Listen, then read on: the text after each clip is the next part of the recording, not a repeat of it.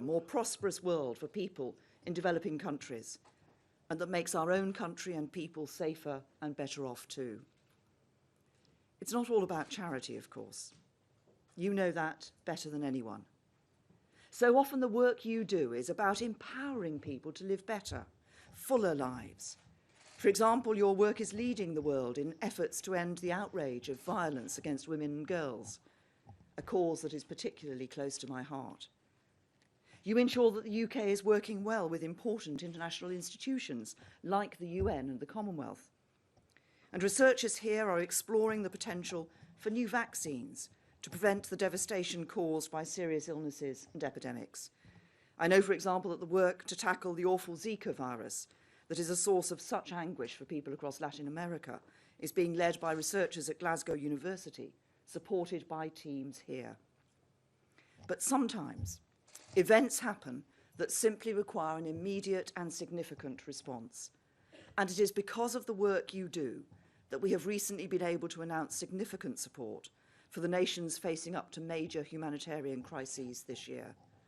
Somalia, where we've pledged £110 million of UK aid to provide up to 1 million people with emergency food assistance, over 600,000 starving children and pregnant and breastfeeding women with nutritional help, over 1 million people with safe drinking water, and more than 1.1 million people with emergency health services.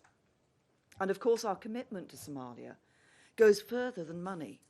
We look forward to bringing the international community together in London in May for the second London Somalia Conference, where we hope to be able to help that nation secure and build on the progress it has made in recent years. It is because of the work you do that the UK was one of the first major donors to respond to the UN's appeal for South Sudan. We are leading the way in that desperate nation by making sure millions of people get the food, water and medicines that they so urgently need.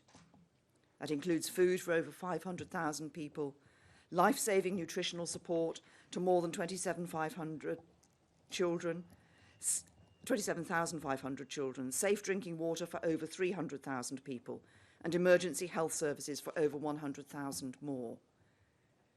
And it's because of the work that you do that the UK is able to lead the way in helping countries elsewhere in the region, in Uganda and Ethiopia, and in Kenya, where the Hunger Safety Net programme aims to reduce poverty and hunger in the short term, and to build economic resilience for the most vulnerable people in the poorest parts of the country. And that is the best way to give them a sustainable long-term route out of poverty. Across Africa, vulnerable men, women and children are being helped by initiatives and projects that come with a simple badge of hope, a badge that says UK aid. And the same goes for other parts of the world too. Wherever people are in need, that same badge of hope appears. The UK is at the forefront of the response to the Syria crisis, with life-saving humanitarian support reaching millions of people inside Syria and in neighbouring countries. In 2016, the UK was the third largest bilateral contributor to the humanitarian response in Syria, and the second largest overall since the start of the response in 2012. We've pledged more than £2.3 billion to support those affected by the conflict, our largest ever response to a single humanitarian crisis. That is a record of which we can all be proud. And because we're a country that does not duck our responsibilities, let us remember the amazing work being done in Afghanistan today. One of the legacies of years of conflict in that country is the deadly phenomenon of landmines that still lie strewn across hundreds of acres of that land.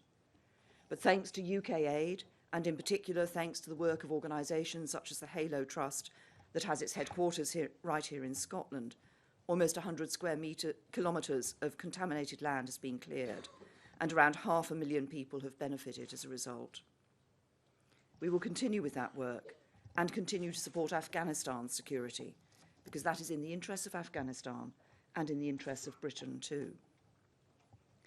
UK aid is a badge of hope for so many around the world, and I hope that everyone here feels proud to be able to play their part in bringing light where there is darkness and hope where there is despair. But that badge, UK aid, says something else. It appears on the side of buildings, school books, medical supplies, and food parcels in some of the toughest environments and most hard-to-reach countries on the planet. And it says this, that when this great union of nations, England, Scotland, Wales, and Northern Ireland, sets its mind on something and works together with determination, we are an unstoppable force. That's why the plan for Britain I've set out, a plan to get the right deal for Britain abroad as well as a better deal for ordinary working people at home, has at its heart one overarching goal, to build a more united nation. Because I believe when we work together, there is no limit to what we can do. A more united nation means working actively to bring people and communities together by promoting policies which support integration and social cohesion.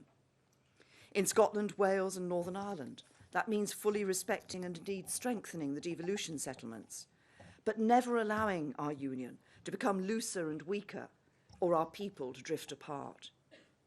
So in those policy areas where the UK government holds responsibility, I'm determined that we will put the interests of the union, both the parts and the whole, at the heart of our decision-making.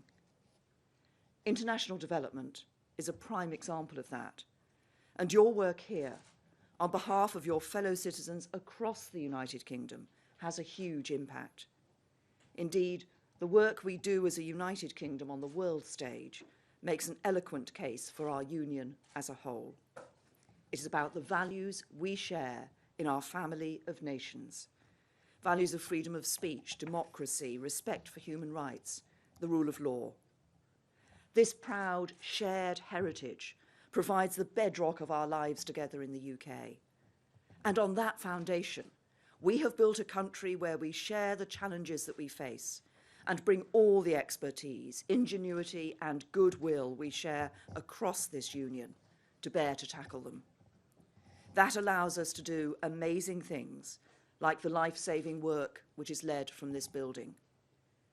So as Britain leaves the European Union, and we forge a new role for ourselves in the world, the strength and stability of our union will become even more important, not just for the good that standing together brings to our own people here at home, but also for the good we can do together in the world as a global Britain, a force for good, helping to build a better future for everyone.